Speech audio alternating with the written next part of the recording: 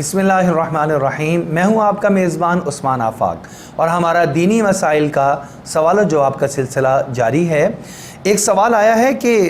अक्सर लोगों से ये कहते हुए सुना है कि हमने हज तो कर लिया लेकिन मालूम नहीं ये कबूल हुआ या नहीं हुआ। और बाद लोग इसके जवाब में ये कहते हुए सुनाई देते हैं कि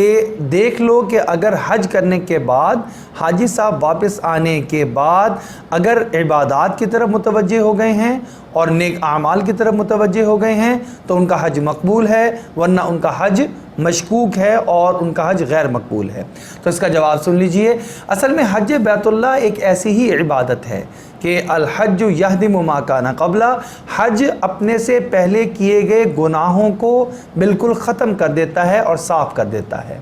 और हज एक ऐसी इबादत है कि वहाँ पर ऐसे आमाल करवाए जाते हैं जिनकी बरकत से इंसान में खौफ खुदा और फ़िक्र आखिरत पैदा हो जाती है।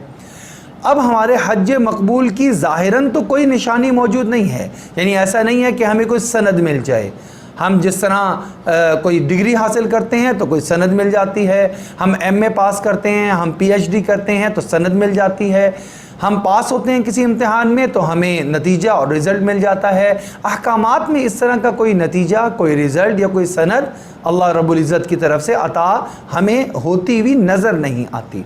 लेकिन उसकी कुछ अलामात और पहचान ज़रूर होती है। ये जो एक बात कही जाती है उलमा की तरफ से भी कही जाती है, ये यकीनन इसके अंदर एक जान है कि एक आदमी हज करने के लिए गया, उसने अपने पैसे को भी अल्लाह के रास्ते में ख़र्च किया, वहाँ पर जाकर मुशक्क़त भी उठाई और वक़ूफ़ अरफ़ात, मिना, मुज़दलिफ़ा, रमी जिमार, क़ुरबानी और तवाफ़, ये तमाम के तमाम आमाल में वो अपने आप को शरीक रखा। वापस आने के बाद देखना ये होगा, अगर तो ये नमाज़ों की तरफ मुतवज्जे हो चुका है, अगर ये नेक आमाल की तरफ मुतवज्जे हो चुका है, अगर इसकी ज़िंदगी से गुनाह निकल गए हैं, इसने गुनाहों को छोड़ दिया है, तो अल्लाह की ज़ात से ये उम्मीद की जा सकती है इसका हज अल्लाह ने कबूल फरमा लिया है, पिछले गुनाहों को भी मुआफ़ फरमा दिया और अगली ज़िंदगी बेहतर गुजारने की भी अल्लाह रब्बुल इज़्ज़त ने इसको तौफ़ीक मरहमत फरमा दी है। और जो आदमी हज करके वापस आया,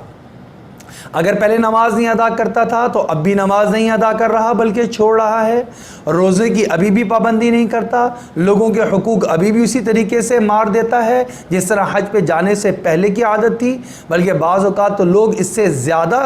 कि एक अल्लाह का घर देखना, एक उसकी एक उम्मीद और एक खौफ होता है और एक हया होती है, जब वहाँ से वापस आते हैं तो वो हया भी ख़त्म करके आ जाते हैं। अगर वो पहले से बुराई में और ज़्यादा बढ़ गया है तो ये इस बात की अलामत और निशानी है इसके हज में, या इसने जो पैसा खर्च किया उसके अंदर, या वहाँ पहुँचकर जो आमाल किए उसमें कहीं ना कहीं कोई कमी और नुक्स रह गया है जिसकी वजह से अल्लाह ने इसके अमल को कबूल नहीं फरमाया। इसकी पिछली ज़िंदगी और अगली ज़िंदगी गुनाहों के अंदर डूबी हुई है। अल्लाह जल्ल शानु से दुआ है जितने भी लोग हज पर तशरीफ़ ले जा रहे हैं अपनी ज़िंदगी को तब्दील करने की नीयत करके जाएँ। अल्लाह रब्बुल इज़्ज़त हिम्मत और तौफ़ीक अता फ़रमाएंगे। अल्लाह रब्बुल इज़्ज़त से दुआ है अल्लाह रब्बुल इज़्ज़त दीनी मसाइल को समझने, उसके मुताबिक अमल करने की तौफ़ीक अता फ़रमाते।